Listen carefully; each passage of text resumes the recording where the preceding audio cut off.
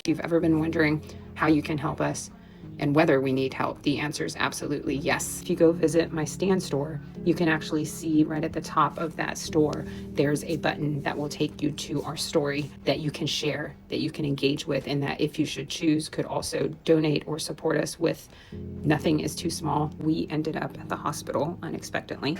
My mom ended up having to come to the ER in the middle of the night, and we were admitted, which we totally were not expecting nor prepared for. And she was admitted because right now they're trying to figure out if she actually had a cardiac event this weekend, meaning she could have had a heart attack, which they haven't been able to exclude. If you know anything about our story, my mom is a stage 4 cancer fighter, and she is on immunotherapy now with Avastin. And Avastin is a medication that is known to cause a huge increase in high blood pressure for quite a few patients, and in some cases even more severe issues than that. There's certainly a possibility that these issues we're having now are just coming from that, which means our big challenge right now is getting that under control. Mom does have a history with that. She had a heart attack back in 2006, so she was a heart attack survivor. Females notoriously don't have nearly the symptoms that men do, and so if she did happen to have one this time, that'll be something that'll be super surprising to us. My mom is getting a lot of testing done in the next days, so we'll be here at the hospital several days. I'm not gonna lie, obviously this is another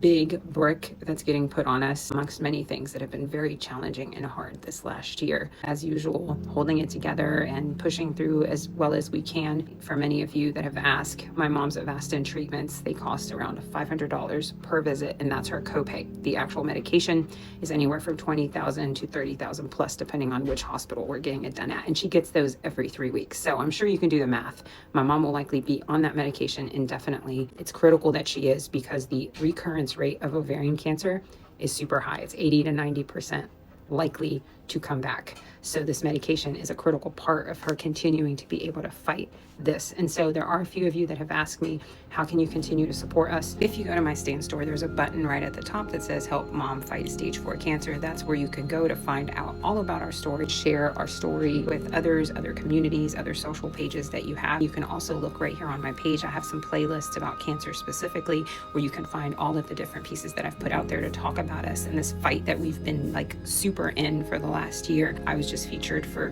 a kidney cancer story, which you can find in my stand store, and my mom's will be coming out in April, which will tell you a lot more about her journey specifically. We've just been through so much together as a family, so anything that you can do to just help us get the word out more and maybe get us some more help and support would be so appreciated. Hug your loved ones super tight, because stuff like this can happen at any given second. We had no warning when this happened, and here we are again.